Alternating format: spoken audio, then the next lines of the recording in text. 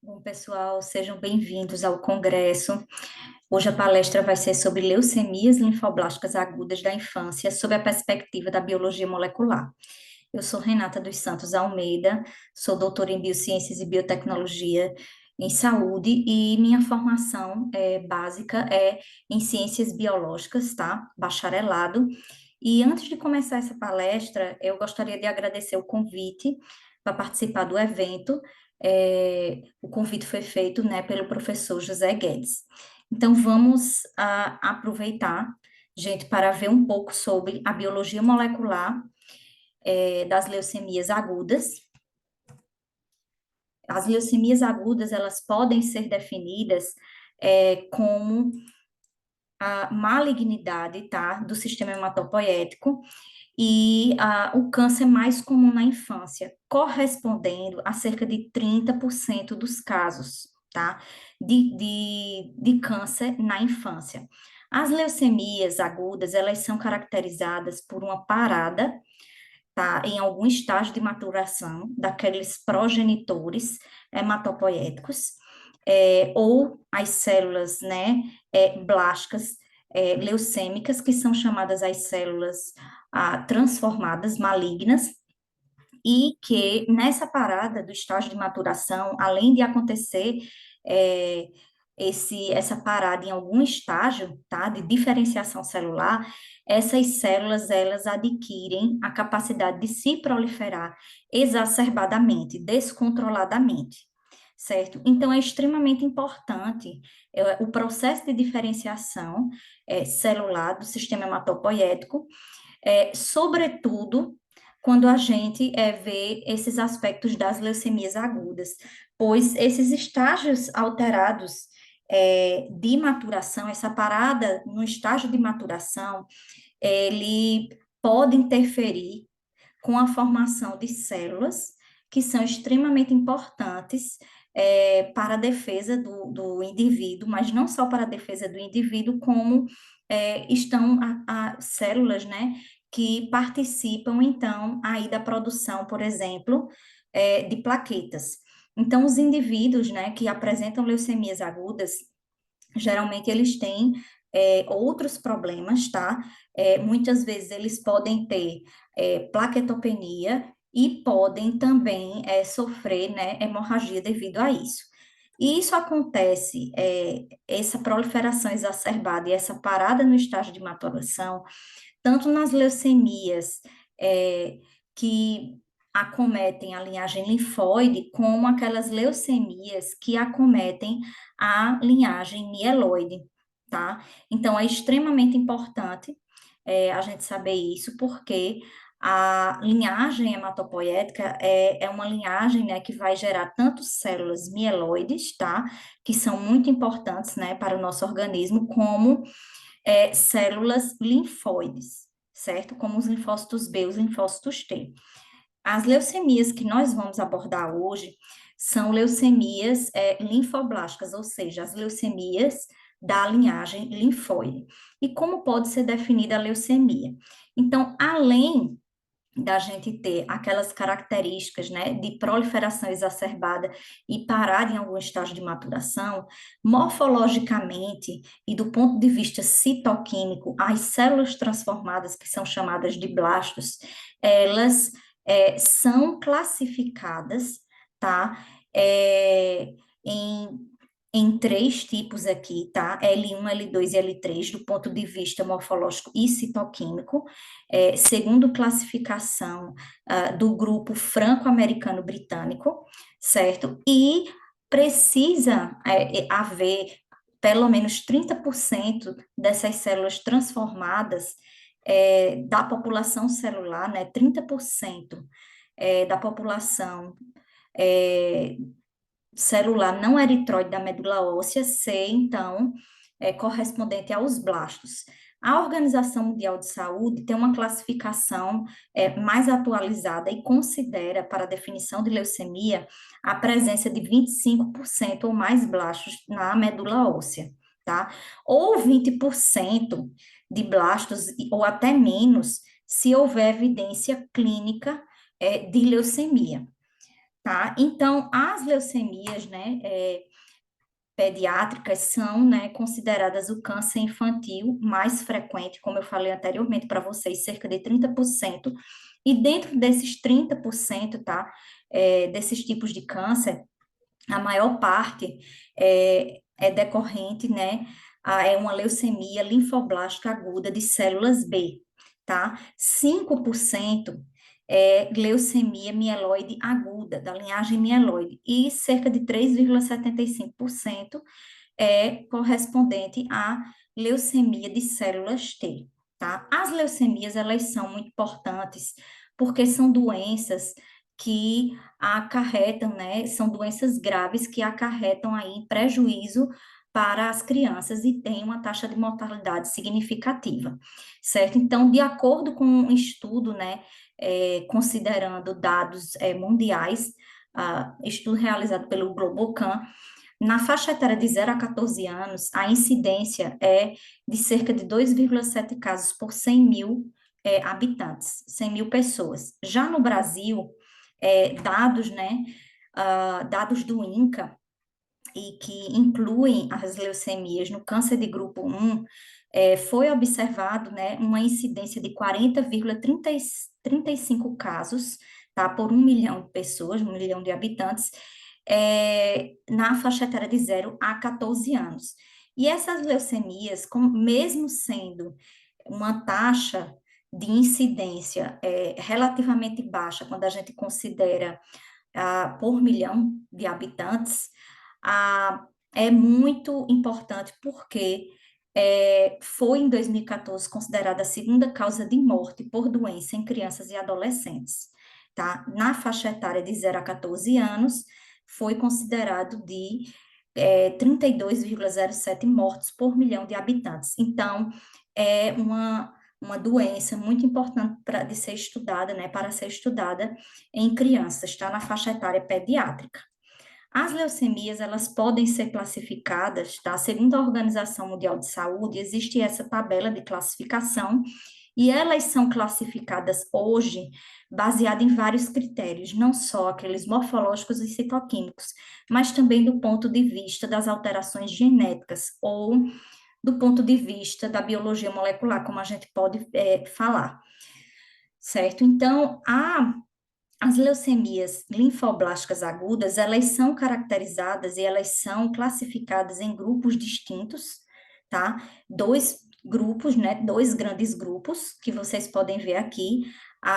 O grupo de leucemia, linfoma, linfoblástico de células B, e o grupo de linfoma, né, leucemia, linfoblástico de células T, e que existem vários subtipos aqui em cada um desses grupos, baseado em alterações genéticas, como translocações, tá, cromossômicas, e que nós vamos ver mais adiante que essa classificação, ela tem uma importância, porque não é apenas uma classificação genética que não tem uma relevância clínica, mas sim é uma classificação que faz diferença, tá? Na parte clínica do paciente, na escolha, né, da terapia, da quimioterapia, certo? E também na classificação de grupos de risco.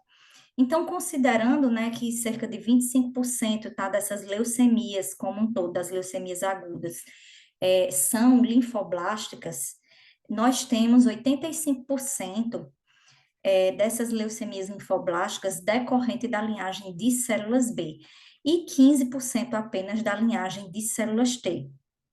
Esse percentual da linhagem de células T, embora seja bem menos frequente, né, aconteça bem menos nas crianças, quando acontece é algo que merece bastante atenção, porque geralmente as leucemias de células T, elas apresentam um pior prognóstico para o paciente, uma maior taxa de recaída, tá? Então, os pacientes que fazem a quimioterapia têm uma maior chance de desenvolver novamente ou dessa resposta à quimioterapia não ser tão boa quanto em outros tipos de leucemia.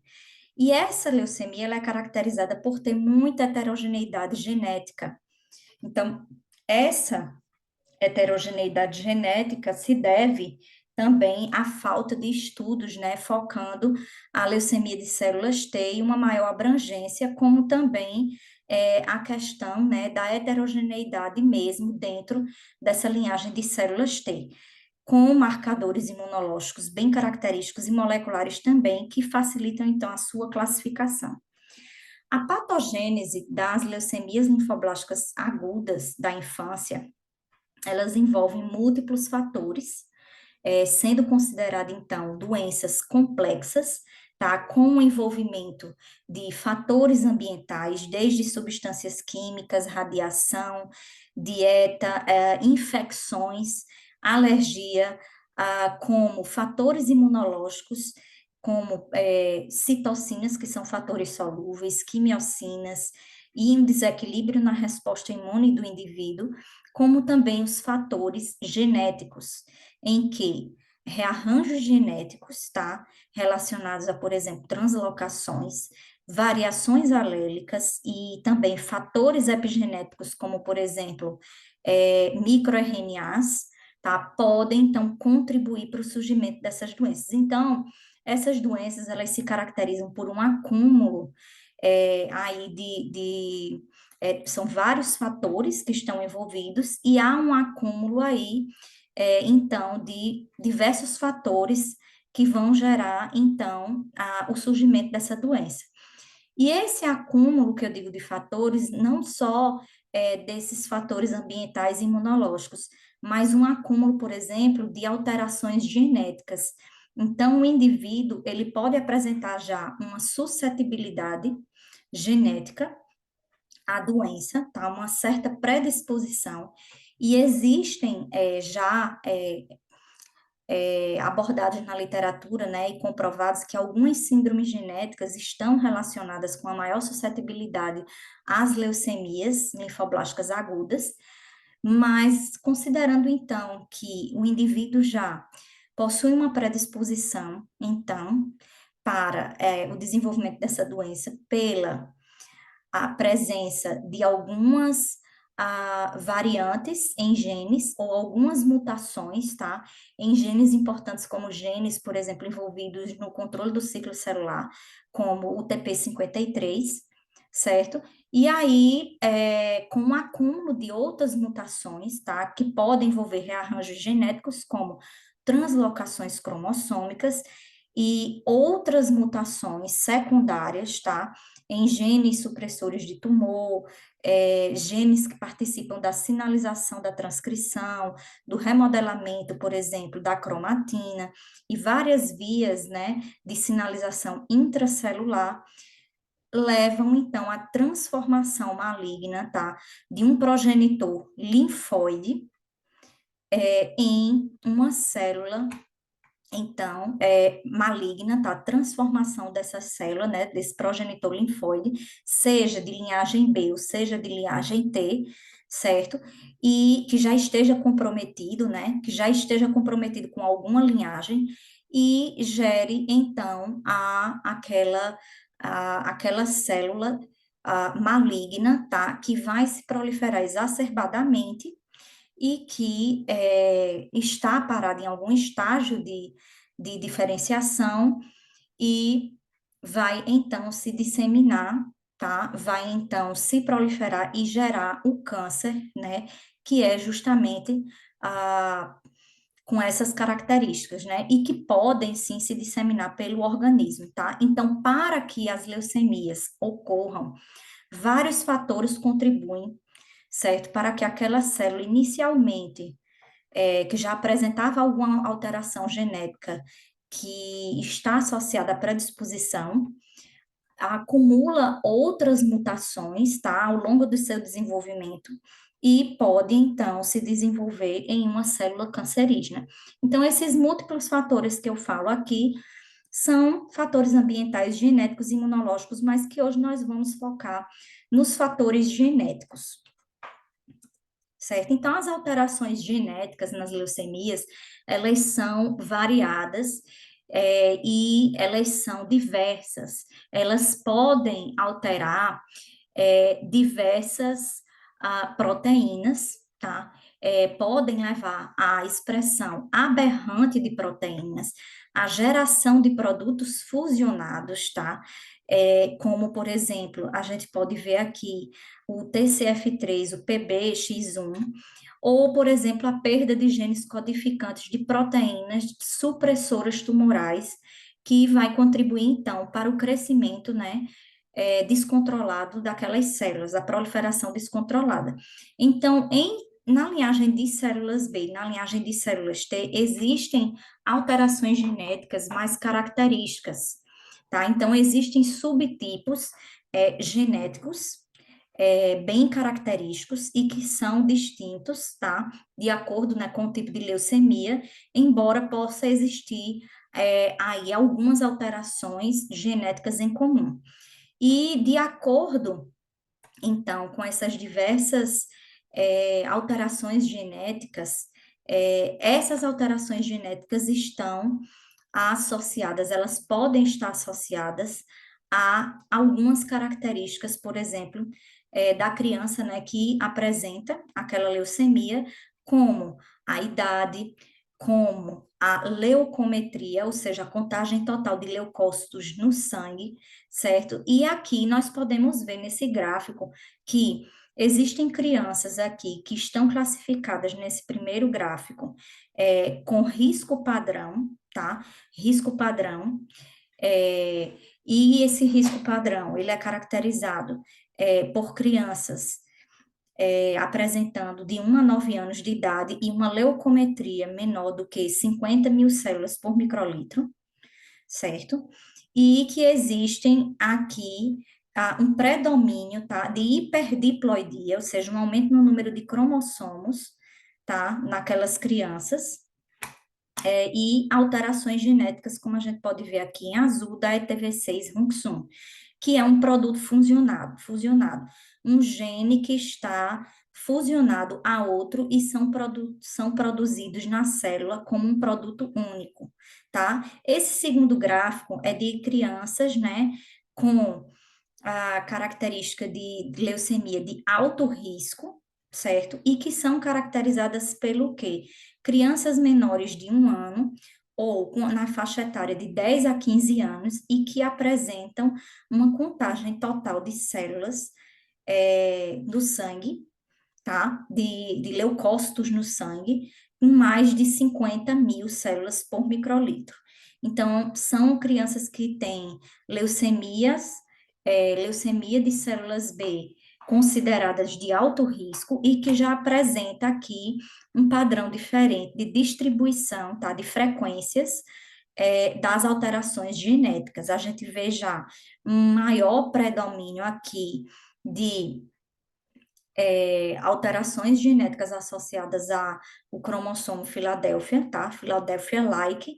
Nós temos uma diminuição aqui na frequência de hiperdiploidia, alta hiperdiploidia, ou seja, um maior número de cromossomos, certo? E aqui a gente vai ter uma distribuição de vários outros tipos, né, de alterações genéticas, mas aqui também uma maior frequência do cromossomo Filadélfia, tá? Que é um cromossomo característico que apresenta translocação é, entre duas regiões específicas, tá?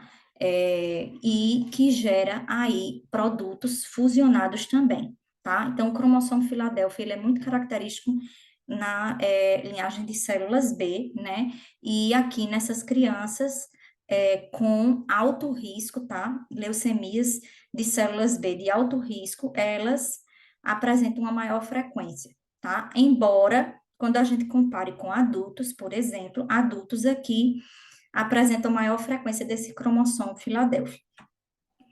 Quando a gente considera a leucemia de células T, existem outras alterações.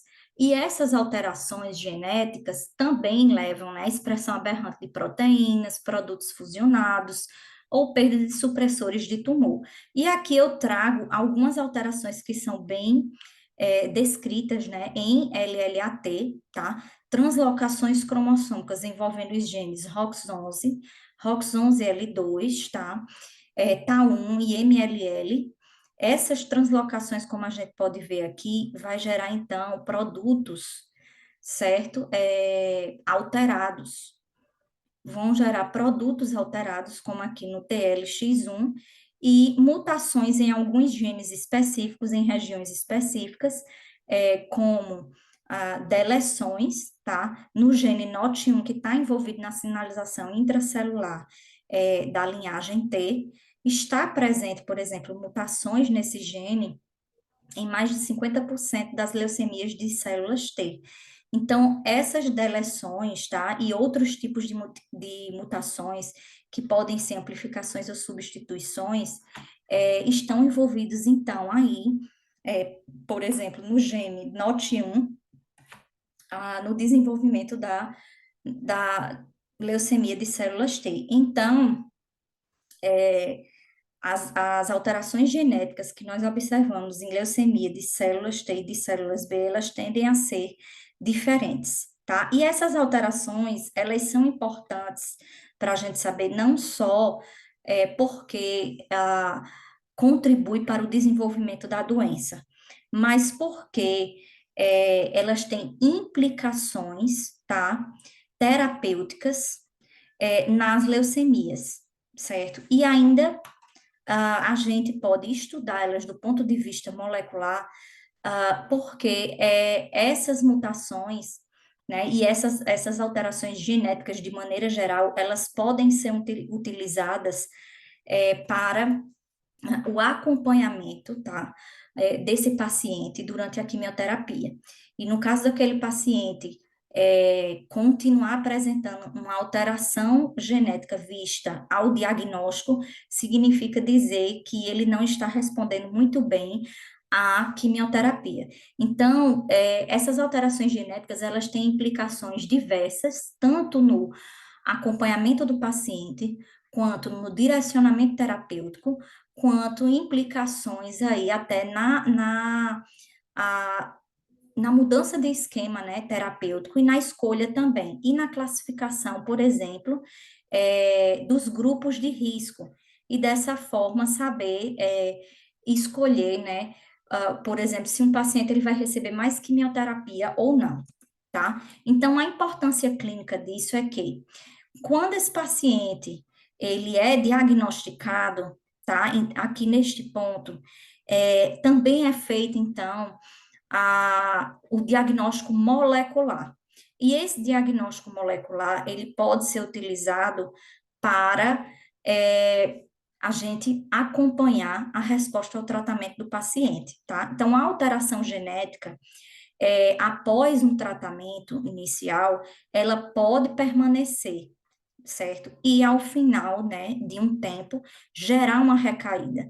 Então, essas alterações genéticas, elas podem estar relacionadas, por exemplo, a uma recaída, elas podem ser uma nova alteração quando há na recaída alterações genéticas diferentes daquelas ao diagnóstico, pode ser uma nova alteração associada à recaída e que, por exemplo, poderia não ter sido vista inicialmente, ou pode estar envolvido, tá?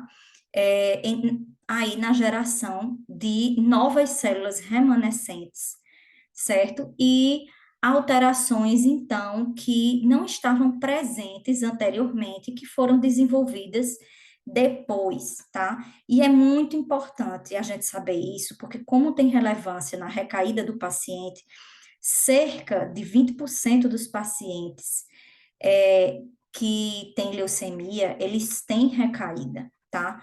Mas apenas metade desses pacientes sobrevive, tá? Metade desses pacientes que têm recaída. Então, a gente ter um controle e a gente ter um monitoramento, então, a partir dessas alterações genéticas é muito importante para saber se esse paciente está respondendo bem à quimioterapia, qual a chance dele ter recaída e se o processo, né, de quimioterapia, o esquema terapêutico deve ser modificado. Então, como eu falei anteriormente para vocês, existem alterações genéticas que são consideradas, por exemplo, de alto risco. Então, nós podemos ver aqui a translocação, por exemplo, do cromossomo, né, 9 com 22, que gera o produto fusionado BCR-ABL, que muita gente já conhece, tá? Está associado, por exemplo, com alto risco, tá? A translocação 17 e 19, por exemplo, baixa hipodiploidia, ou seja, uma diminuição tá, no número de cromossomos, também está associado a um alto risco, por exemplo, desse paciente desenvolver alguma falha, né, terapêutica no futuro, certo? E existem, por exemplo, outras alterações que são consideradas, por exemplo, de risco intermediário, como eu falei para vocês. Translocação, por exemplo, 1,19, translocação envolvendo o gene, né, IGH, certo? E translocações que a gente diz que são de baixo risco, como a 12,21, e a hiperdiploidia, né, que é um número a mais, né, um número adicional de cromossomos, né, além do normal, já são considerados de baixo risco, e isso tudo a gente já sabe porque vários estudos já foram feitos nos últimos anos, né, baseados, né, em várias coortes de pacientes, acompanhando as características do paciente e o sucesso da quimioterapia, do tratamento. Então, hoje já existe classificação de alto risco, risco intermediário e baixo risco, e baseado nisso, né, e nessas alterações genéticas que estão associadas a esses riscos, há um direcionamento do esquema terapêutico, tá? Quando esse paciente ele é atendido no hospital e pode indicar uma modificação de tratamento, caso esse paciente, em algum momento, ele esteja demonstrando falha terapêutica, certo? Então, são vários fatores, vários parâmetros que são considerados para a definição terapêutica, tá, da leucemia. Dentre os fatores clínicos de risco, a idade ao diagnóstico, como eu falei para vocês, uma idade inferior a 1 ano está associado, por exemplo, a alto risco. O gênero, tá? Geralmente, as leucemias linfoblásticas, né? Agudas, por exemplo, a de células T, é mais frequente em meninos, tá? O imunofenótipo, ou seja, o tipo celular, né, como eu falei anteriormente para vocês, a linhagem de células T é caracterizada por ser uma leucemia mais agressiva, o estágio de maturação também, e os marcadores imunológicos e a contagem de leucócitos ao diagnóstico, como eu falei para vocês. Quando nós vemos uma contagem de leucócitos no sangue acima de 50 mil, isso está associado a alto risco. Os subtipos genéticos, que nós vamos ver como nós podemos detectar nessas alterações genéticas, desde translocações cromossômicas, que são rearranjos cromossômicos, até mutações, deleções, amplificações de genes ou até de regiões cromossômicas, e o aumento ou redução no número de cromossomos também. Todos esses estão envolvidos, né, ali na classificação dos subtipos genéticos e estão relacionados aos grupos de risco e à definição terapêutica também. E a resposta precoce ao tratamento, como a diminuição no percentual de plásticos após uma terapia com corticoide e a diminuição na contagem de leucócitos totais, certo? Também é considerado, né, um fator aí para ser avaliado na resposta precoce ao tratamento. Mas do ponto de vista, então, molecular, como nós podemos estudar esses subtipos genéticos?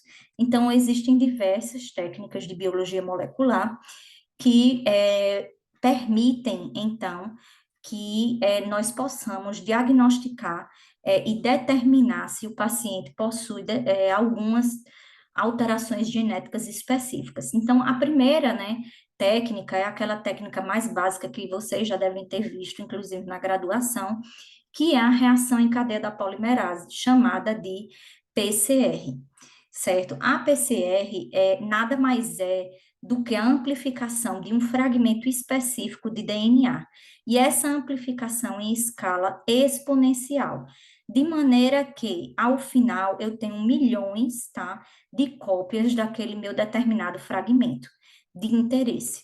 Esse meu fragmento de interesse vai ser o fragmento que contém a alteração genética a ser avaliada. Então, inicialmente, né, a PCR, ela permite que a gente acesse e multiplique, tá, aquela região cromossômica, naquela região do DNA, a região molecular específica, certo, de interesse, para a detecção, então, da alteração genética. Então, a partir da PCR em tempo real, existem aí algumas adaptações, como a PCR em tempo real, após transcrição reversa, tá? Isso porque a transcrição reversa nós utilizamos, porque para a gente avaliar, por exemplo, genes fusionados, como eu falei anteriormente para vocês, nós avaliamos um RNA. E para a gente obter o DNA, o RNA, então, ele é transcrito reversamente em cDNA.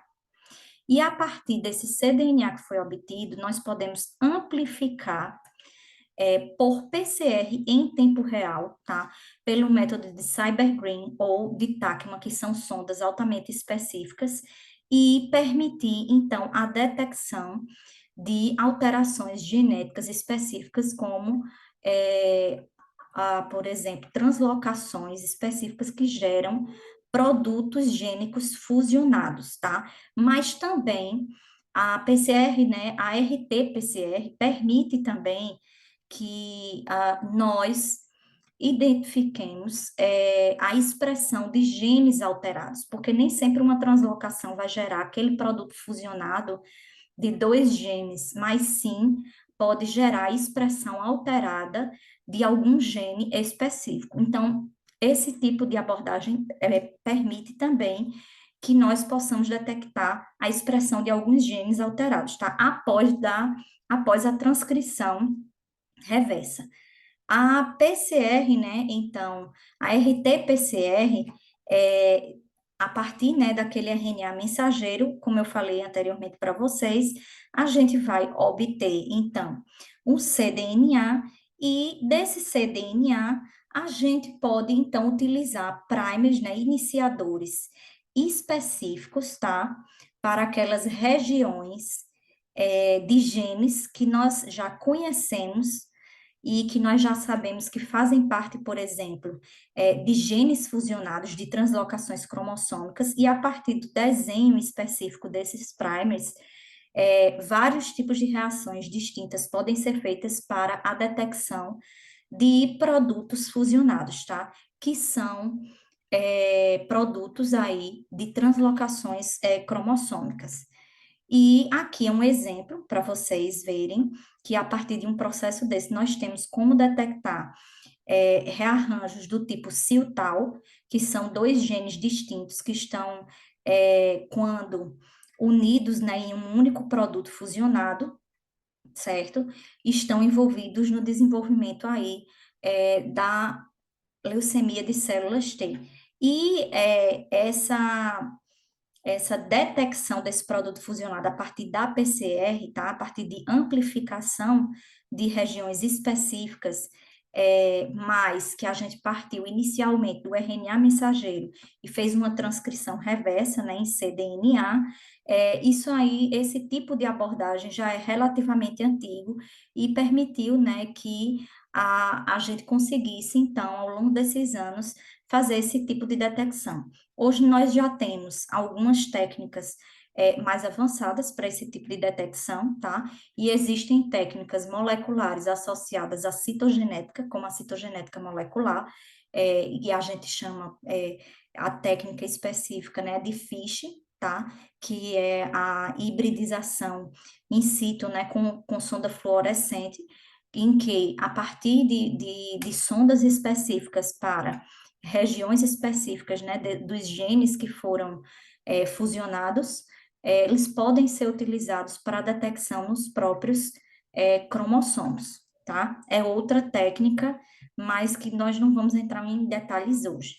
E a PCR em tempo real, né, e a RT-PCR, ela já vem sendo aplicada, tá? Tanto em laboratórios privados como o Genômica, para a análise, né, de genes que possam, né, estar alterados em câncer. Tá? Então, nesse laboratório privado já se faz, por exemplo, a quantificação, o estudo aqui, né, por PCR em tempo real, desse gene EGFR, certo? Que está envolvido aqui no desenvolvimento de câncer,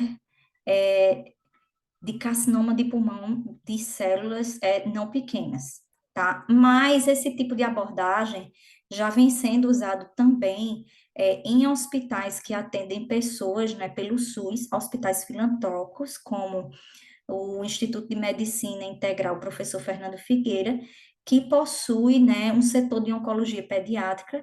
Esse hospital, ele se localiza no Recife, tá, em Pernambuco, e possui um setor, tá, de oncologia pediátrica, de biologia molecular, que já faz o estudo, então, da detecção, avalia a detecção de vários transcritos de genes fusionados, como BCR-ABL, CILTAL, entre outros, e alguns transcritos de genes que são expressos de forma alterada em leucemias, como na leucemia de células T, como no ROX11 e ROX11L2. Então, esse tipo de abordagem já é utilizado em vários laboratórios privados, esse aqui é apenas um exemplo, tá? E alguns laboratórios de hospitais, né, filantrópicos, tá? Que já atendem a população do SUS, certo? E a gente tem outro tipo de abordagem também de classificação dessas alterações genéticas. Então, hoje nós podemos também traçar o perfil de expressão, por exemplo, de determinadas leucemias, né, e correlacionar esses perfis de expressão gênica com translocações cromossômicas, com subtipos genéticos, certo? E o que são essas assinaturas, né, de expressão? O que é o perfil, então, de expressão? Esse perfil de expressão ele é traçado a partir de RNAs mensageiros ou microRNAs.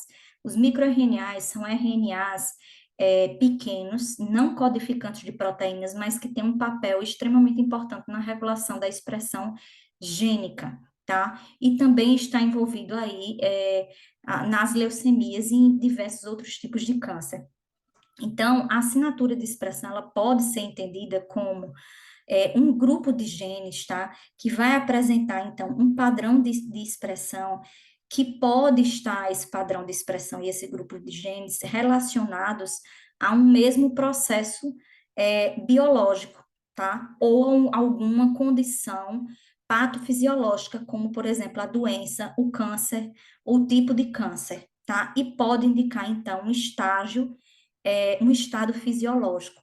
E a partir dessa assinatura de expressão, que é obtida, por exemplo, de populações mistas, ou seja, formadas por vários tipos celulares distintos, ou populações puras, né, que são células específicas que foram purificadas, por exemplo, células B ou células T da leucemia, certo? E a partir dessa assinatura de expressão, nós podemos, então, também, além daquele insight patofisiológico, podemos, a partir desses perfis de expressão, identificar biomarcadores clínicos de resposta a tratamento, de atividade, por exemplo, da doença da leucemia, mas também de resposta a estímulos, tá? Como, por exemplo, a algum tratamento específico, tá? Mas aqui eu trago um exemplo de maneira geral, não relacionando diretamente com câncer, como uma resposta a patógenos, por exemplo, infecções, tá?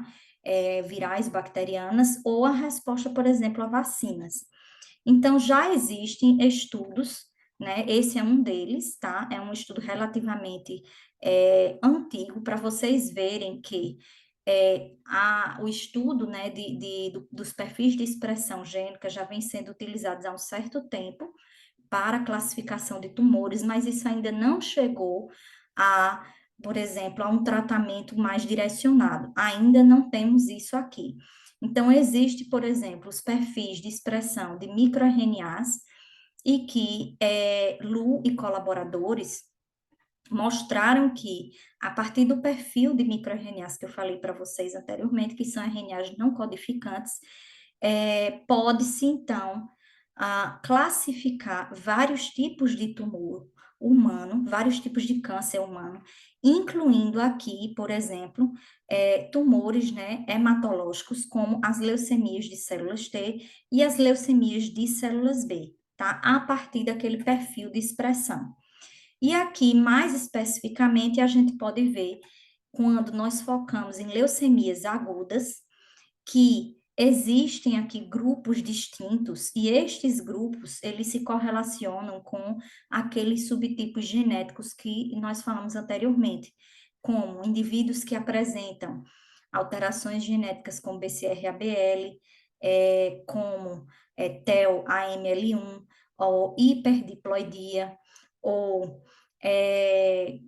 a maior, né, hiperdiploidia. Então, esses perfis, eles se correlacionam também com essas alterações genéticas e são muito úteis para tanto para a identificação, como para a gente ter esse conhecimento de que faz uma classificação molecular dos tumores, como também para uso disso no futuro, né, na clínica, certo? Então, os perfis, né, de expressão gênica já podem, então, ser utilizados também na classificação de tumores, embora isso ainda não seja nossa realidade.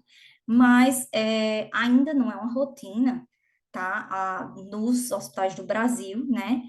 Não é rotina no SUS, e nem no serviço particular, tá? Para as leucemias, mas tem um significado na prática clínica muito importante, muito relevante, porque além da gente identificar se aquele paciente ele tem características moleculares diferentes, ele pode ter também respostas distintas a tratamento que não são observadas por outra abordagem, tá?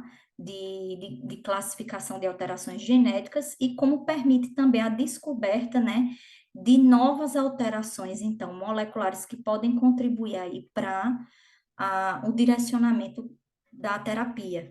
E de forma cada vez maior, a gente tem uma terapia cada vez mais, né, personalizada para o paciente, tá? Então, eu trago aqui só um exemplo para vocês verem que isso já nós vimos também aqui na população brasileira, tá? Que o perfil de expressão de microRNAs também era capaz de classificar e discernir, por exemplo, indivíduos aqui com